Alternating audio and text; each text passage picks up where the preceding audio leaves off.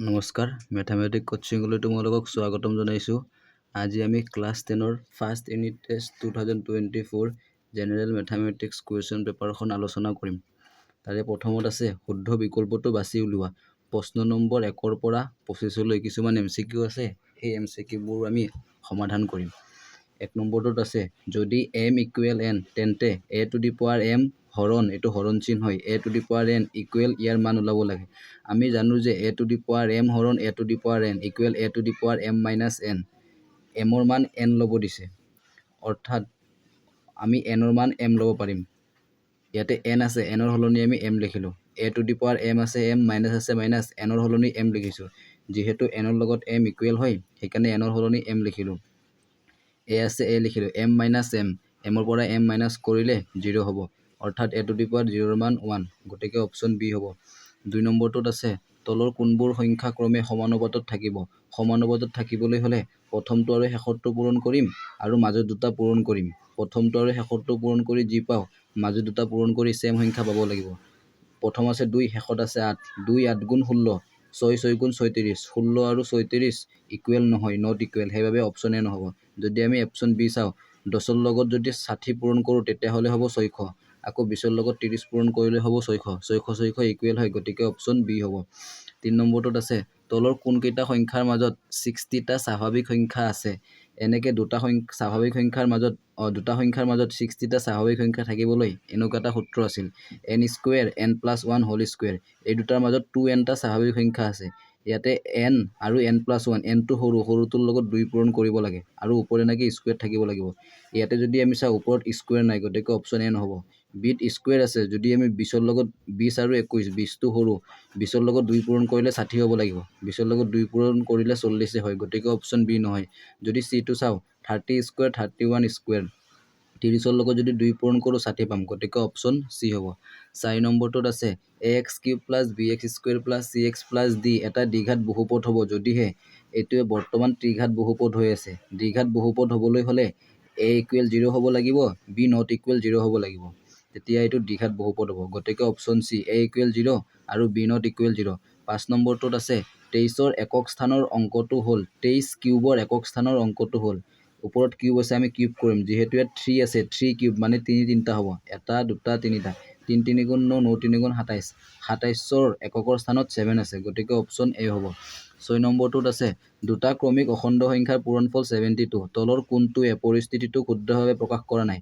ইয়াতে দুটা ক্ৰমিক অখণ্ড সংখ্যাৰ পূৰণফল 72। এতিয়া ক্ৰমিক অখণ্ড সংখ্যা কি আমি লিখোঁ। প্ৰথমটো যদি x হয়, প্ৰথম ক্ৰমিক অখণ্ড সংখ্যা x, পিছতটো হ'ব x প্লাছ 1, পিছত x প্লাছ 2, x প্লাছ 3, তেনেকৈ হ'ব।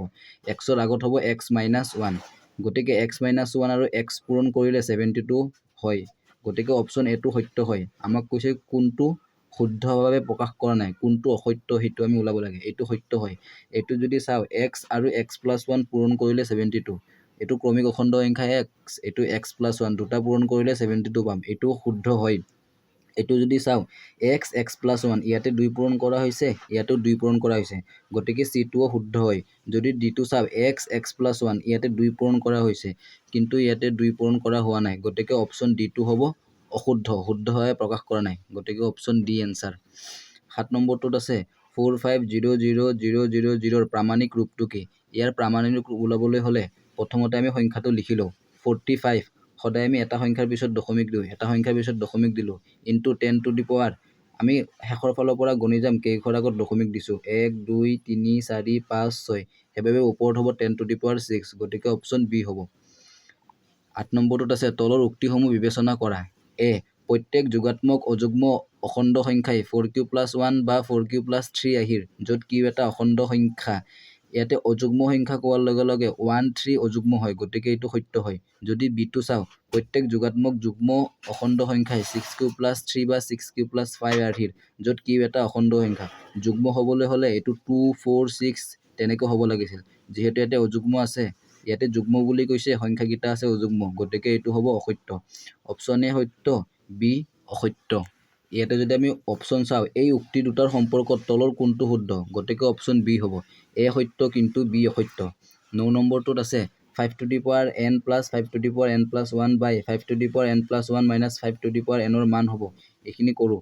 5 to the power n plus যদি এইটো ওপৰত প্লাছ আছে প্লাছ থাকিলে এইটোক আমি পূৰণ লিখিব পাৰোঁ a to the power m into a to the power n equal a to the power m plus n তেনেকৈ প্লাছ হৈ আছে প্লাছ হৈ থাকিলে এইটো পূৰণ হয় গতিকে আমি এইটোক লিখিব পাৰিম 5 to the power n আছে 5 to the power n plus আছে plus 5 to the power n into 5 to the power 1 ইয়াতে আচলতে 1 হয় কিন্তু 1 থাকিলে নিলিখে তলতো যদি এইটোক আমি প্লাছ প্লাছ থাকিলে আমি পূৰণত ভাঙি লিখিব পাৰোঁ এইটো আমি ভাঙি লিখিলোঁ 5 to the power n into 5 to the power ইয়াতে 1 হয় 1 থাকিলে নিলিখে লাষ্টত আছে minus 5 to the power n এতিয়া ওপৰত যদি চাওঁ আমি 5 to the power n আমি কমন ল'ব পাৰিম আৰু তলতো আমি 5 to the power n আমি কমন ল'ব পাৰিম ইয়াতে কৰা আছে প্ৰথম খণ্ড পিছৰ খণ্ড ইয়াতে 5 to the power n ইয়াতো 5 to the power n 5 to the power n common ল'লো ব্ৰেকেটৰ ভিতৰত বাকি থাকিব 1 plus 5 5 to the power n আগত আহিলে ভিতৰত একো নাই মানে 1 বাকি থাকিব 5 to the power n common আহিল ইয়াতে অনলি 5 থাকিব তলতো 5 to the power n common ল'লে ইয়াতে অনলি 5 থাকিব minus 5 to the power n আমি কমন ল'লো পিছত 1 থাকিব 5 to the power n 5 to the power n cancel হ'ব ওপৰত হ'ব 1 plus 5 1 ৰ লগত যদি 5 যোগ কৰোঁ তেতিয়া হ'লে 6 হ'ব সেইবাবে এইটো 6 আৰু তলত 5 minus 1 5 পৰা 1 বিয়োগ কৰিলে 4 হ'ব 6/4 6/4ক যদি আমি কেনসেল কৰোঁ 2 এৰে কেনসেল হ'ব 2 3 গুণ 6 2 2 গুণ 4 অৰ্থাৎ ইয়াৰ এনসাৰ হ'ব 3/2 গতিকে অপচন হ'ব এ 3/2 10 নম্বৰটোত আছে যিকোনো যোগাত্মক অখণ্ড সংখ্যা a আৰু 5ৰ বাবে q আৰু r এনে দুটা অদ্বিতীয় সংখ্যা থাকিব যাতে a equal 5q plus r য'ত r equal এনেকৈ হ'ব 0 less than equal r less than b bৰ মানটো ইয়াতে 5 আছে গতিকে bৰ সলনি ইয়াতে 5 হ'ব গতিকে অপচন b হ'ব 11 নম্বৰটোত আছে এটা অতি বৃহৎ বা অতি ক্ষুদ্ৰ সংখ্যাৰ প্ৰামাণিক ৰূপটো হ'ল k into 10 to the power m য'ত m এটা অখণ্ড সংখ্যা আৰু ইয়াতে অপচন হ'ব c 1 less than equal k less than 10 12 নম্বৰটোত আছে দুটা সংখ্যা a আৰু b ৰ গসাউ h হ'লে সংখ্যা দুটাৰ লসাগু হ'ব a আৰু b ৰ গসাউ আছে h আমি লসাগু ওলাব লাগে যেতিয়া দুটা সংখ্যা থাকিব গসাউ আৰু লসাগু থাকিব তেতিয়া এটা সূত্ৰ হয় লসাগু ইনটু গসাউ সংখ্যা দুটাৰ গুণফল ইয়াতে সংখ্যা দুটাৰ লসাগু গসাউ দি আছে লসাগু ইনটু গসাগু গসাউ আছে h ইকুৱেল সংখ্যা দুটাৰ গুণফল সংখ্যা দুটা আছে a ইনটু b আমাক লসাগু ওলাব দিছে এতেকে যদি আমি লসাগু উলিয়াও লসাগু ইকুৱেল এৰ লগত b পূৰণ কৰিলে ab h টো ইয়াতে পূৰণ হৈ গৈ আছে ইফালে গলে হৰণ হ'ব ইয়াতে হ'ব h ab/h গতিকে অপচন a হ'ব 13 নম্বৰটোত আছে cube root 1 plus cube root 27 plus cube root 64 ৰ মান 1 ৰ ঘনমূল 1 27 ৰ ঘনমূল 3 64 ৰ ঘনমূল 4 গোটেইখিনি যোগ কৰিলে 8 হ'ব গতিকে অপচন এ 14 নম্বৰ আছে তলৰ কোনটো এটা অপৰিমেয় সংখ্যা ইয়াতে অপৰিমেয় এইটো পৰিমেয় গতিকে অপৰিমেয় হ'ব এইটো প্ৰথম এটা 0 দুটা 0 তিনটা 0 চাৰিটা 0 তেনেকৈ ৰিপিট হ'লে অপৰিমেয় সংখ্যা হয় 15 নম্বৰটো আছে তলৰ কোনটো ৰাশি এটা বহুপদ ইয়াতে কোনটো ৰাশি বহুপদ হ'বলৈ হ'লে ঘাত পূৰ্ণ সংখ্যা হ'ব লাগে এইটো যেহেতু ভগ্নাংশ হৈ আছে গতিকে এইটো নহ'ব ইয়াতো যদি আমি চাওঁ ইয়াতে ৰুট আছে চলকৰ ওপৰত ৰুট উঠালে হাফ হ'ব হাফটো যেহেতু পূৰ্ণ সংখ্যা নহয় গতিকে অপচন বিও নহ'ব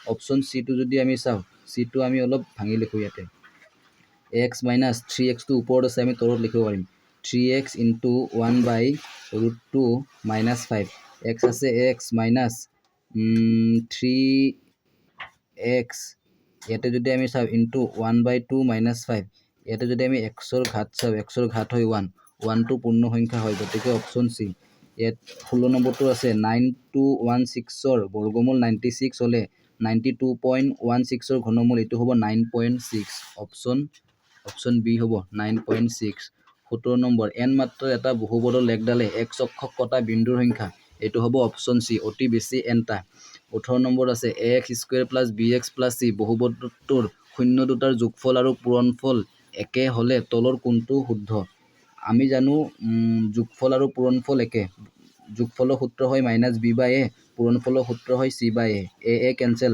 -b ইকুৱেল c হ'ব -b ইকুৱেল c -b আছে -b লিখিলো ইয়াতো c আছে এটো আমি এক কাম কৰো -b আছে ইকুৱেল c আছে যদি এটো আমি b ৰ আগত -b টো হিফালে নিলে প্লাস হ'ব ইফালে 0 বাকি থাকিব সমান চিহ্নৰ হিফালে হ'ব c + b এটোক আমি এনেকৈ লিখিব পাৰিম b + c equal 0 c + b আৰু b + c একে হয় সেইবাবে আমি b + c ইকুৱেল 0 লিখিব পাৰিম গতিকে অপচন এ হ'ব 19 নম্বৰটোত আছে x² - 9 বহুপদটোৰ শূন্য দুটাৰ সমষ্টি।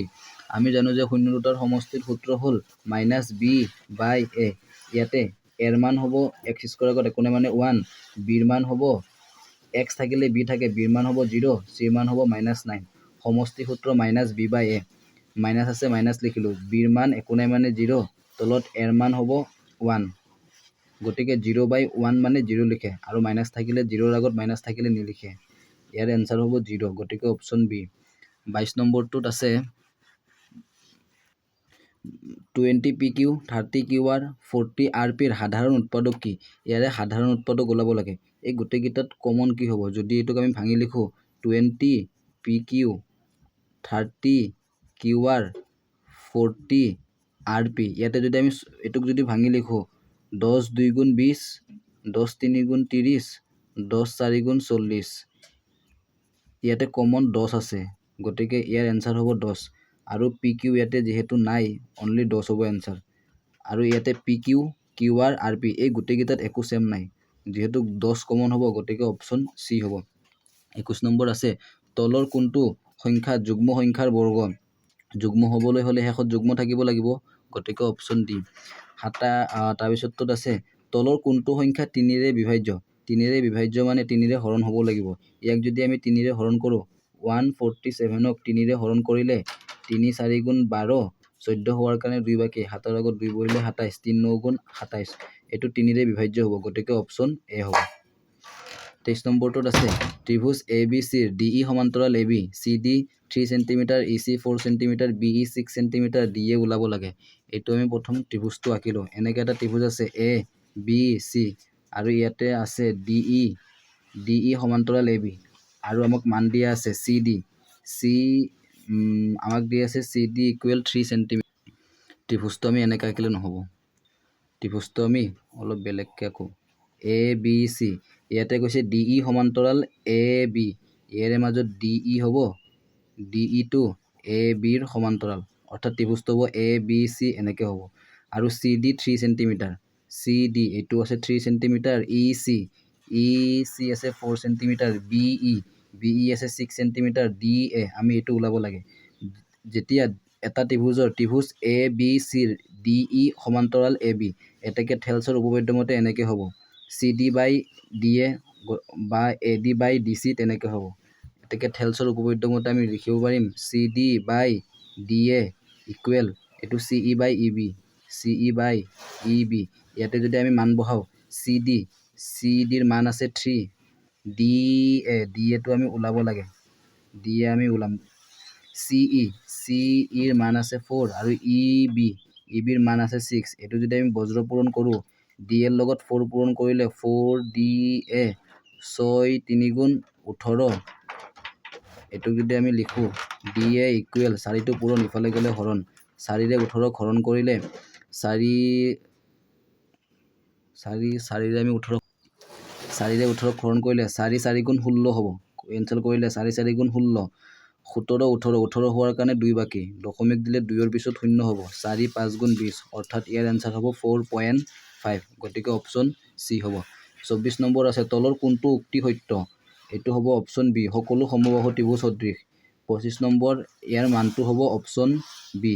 যদি ওপৰত মাইনাছ থাকে, মাইনাছ থাকিলে 0.00 তেনেকৈ হয়, যিহেতু ওপৰত 5 আছে, আগত 5 ঘৰ থাকিব, 1 2 3 4 5, 5 ঘৰৰ পিছত দশমিক, এই দশমিকটো উঠি যাব, 2.03, শেষত হ'ব 203, আৰু আগৰ পৰা 5 ঘৰ আমি আগুৱাই দিম, 5 ঘৰ আগত দশমিক হ'ব, গতিকে অপশ্যন বি। 26 নম্বৰ প্ৰশ্নকেইটা নিজে কৰিবা। 26ৰ ABC, তাৰপিছত D আছে, 27ৰ ABCDEF, তাৰপিছত 28ত আছে ত্ৰিভুজৰ মৌলিক সমানুপাতিক উপপাদ্যটো লিখা আৰু প্ৰমাণ কৰা।